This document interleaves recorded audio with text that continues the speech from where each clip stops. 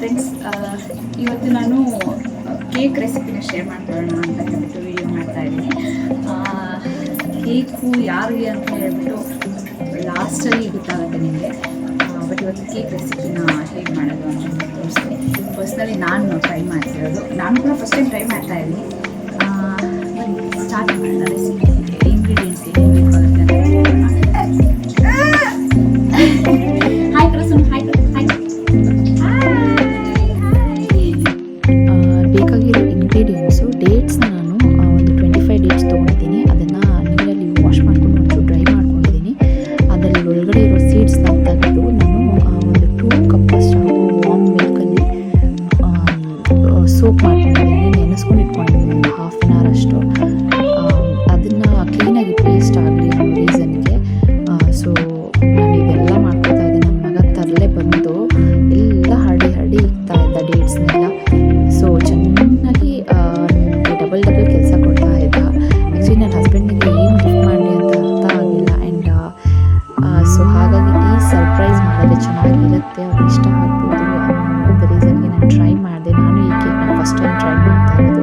ಈ ಕೇಕಲ್ಲಿ palm oils ಇಲ್ಲ, ಮತ್ತು ಶುಗರ್ ಇಲ್ಲ, ಮತ್ತು ಮೈದಾ ಇಲ್ಲ. ಸೊ ಹಾಗಾಗಿ ಹೆಲ್ದಿ ಕೇಕ್ ಇದು. ನಿಮಗೆ ಏನು ಬೇಕೋ ಆ ಇಂಗ್ರೀಡಿಯೆಂಟ್ಸ್ನ ಕೇಕ್ನ ಗಾರ್ನಿಷ್ ಮಾಡ್ಕೋಬೋದು.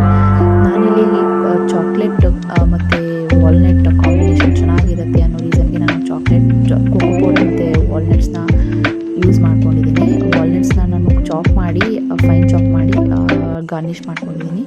ನಿಮಗೆ ಏನು ಬೇಕೋ ಅದರಲ್ಲಿ ನೀವು ಮಾಡ್ಕೋಬೋದು. ನಿಮಗೆ ಚಾಕೋ ಪೌಡರ್ ಇಷ್ಟ ಇಲ್ಲ ಅಂದರೆ, ಕೋಕೋ ಪೌಡರ್ ಇಷ್ಟ ಇಲ್ಲ ಅಂದರೆ ನೀವು ವೆನಿಲಾ ಎಸೆನ್ಸ್ ಕೂಡ ಹಾಕಿ ಟ್ರೈ ಮಾಡ್ಕೋಬೋದು. ವೆನಿಲಾ ಕೇಕ್ ಆಗುತ್ತೆ. ಮತ್ತು ನಾನು ಕಲರ್ ಕೂಡ ಆ್ಯಡ್ ಮಾಡ್ತಾ ಇಲ್ಲ, ನನಗೆ ನ್ಯಾಚುರಲ್ ತುಂಬ ಇಷ್ಟ. ಸೊ ಹಾಗಾಗಿ ನಾನು ಕಲರ್ ಕೂಡ ಆ್ಯಡ್ ಮಾಡ್ಕೋತಾ ಇಲ್ಲ. ತುಂಬ ಹೆಲ್ದಿ ವರ್ಷನಲ್ಲಿ ಮಾಡ್ತಾ ಇದ್ದೀನಿ, ಫಸ್ಟ್ ಟೈಮ್ ಟ್ರೈ ಮಾಡ್ತಾ ಇರೋದು. ಈ ಕೇಕಿಗೆ ಒಂದು ಹಾಫ್ ಕಪ್ಪಷ್ಟು ಮೆಲ್ಟೆಡ್ ಬಟರ್ ಬೇಕಾಗುತ್ತೆ. ನಾನು ಬಟರ್ನ ಕಟ್ ಮಾಡಬೇಕು, ನನ್ನ ನೈಫಿಗೆ ಕಟ್ ಆಗೋಯಿತು. ಇಲ್ಲಿ ಸೋಪ್ ಮಾಡಿದ್ದೆ ಡೇಟ್ಸ್ನ ಕ್ಲೀನಾಗಿ ಫೈನ್ ಪೇಸ್ಟ್ ಮಾಡಿಕೊಂಡು ಅದಕ್ಕೆ ಹಾಕಿದ್ದ ಹಾಲಲ್ಲೇ ನಾನು ಮಿಕ್ಸ್ ಮಾಡಿಕೊಂಡೆ. ಹಾಫ್ ಕಪ್ಪು ಮೆಲ್ಟೆಡ್ ಬಟರು, 1 ಕಪ್ಪು ವೀಟ್ ಫ್ಲೋರ್, ಆಮೇಲೆ ಒಂದು 2 ಸ್ಪೂನ್ಸ್ ಅಷ್ಟು ಕೋಕೋ ಪೌಡರು. ಬೇಕಿದ್ರೆ ಮೆಲ್ಟೆಡ್ ಚಾಕ್ಲೇಟ್ ಕೂಡ ಯೂಸ್ ಮಾಡ್ಕೋಬೋದು, ಕೋಕೋ ಪೌಡರ್ ಇಲ್ಲ ಅಂದರೆ. 2 ಪಿಂಚ್ ಬೇಕಿಂಗ್ ಪೌಡರು, 1 ಪಿಂಚ್ ಅಷ್ಟು ಬೇಕಿಂಗ್ ಸೋಡಾ ಆ್ಯಡ್ ಮಾಡಿಕೊಂಡು ಒಂದೇ ಸೈಡಲ್ಲಿ ಅಂದರೆ ಒಂದೇ ಡೈರೆಕ್ಷನಲ್ಲಿ ಮಿಕ್ಸ್ ಮಾಡ್ಕೋಬೇಕು. ಸೊ ದಟ್ ಲಮ್ಸ್ ಆಗಲ್ಲ ಅಂತ ಅಷ್ಟೇ. ನನ್ನ ಹತ್ರ ಟ್ರೇ ಇರಲಿಲ್ಲ, ಸೊ ಹಾಗಾಗಿ ನಾನು ಚಿಕ್ಕ ಪಾತ್ರೆ ಇತ್ತು, ಅದನ್ನೇ ನಾನು ಬಟರಿಂದ ಗ್ರೀಸ್ ಮಾಡಿಕೊಂಡು ಫ್ಲೋರಿಂದ ಡಸ್ಟಿಂಗ್ ಮಾಡಿಕೊಂಡು ಈ ಬ್ಯಾಟರ್, ಕೇಕ್ ಬ್ಯಾಟರು ದೋಸೆ ಹಿಟ್ಟಿನ ಅದಕ್ಕೆ ಇರಬೇಕು. ಅದಕ್ಕಿಂತ ಒಂಚೂರು ಥಿಕ್ಕಾಗಿ ಇದ್ರೂ ಪರವಾಗಿಲ್ಲ. ನಾನಿಲ್ಲಿ ವಾಲ್ನಟ್ಸಿಂದ ಗಾರ್ನಿಷ್ ಮಾಡಿ 30 ಮಿನಿಟ್ಸ್ ಅಷ್ಟು, ಒಂದು 20 ಮಿನಿಟ್ಸ್ ಅಷ್ಟು ಸಾಲ್ಟ್ ಹಾಕಿ ನನ್ನ ಕುಕ್ಕರ್ನ ಪ್ರೀ ಹೀಟ್ ಮಾಡಿಕೊಂಡು ಅದರಲ್ಲಿ ಈ ಕೇಕ್ ಬ್ಯಾಟರ್ನ ಇಟ್ಟು, ಆ್ಯಕ್ಚುಲಿ ನನಗೆ 40 ಮಿನಿಟ್ಸ್ ಬೇಕ್ ಮಾಡಿದೆ.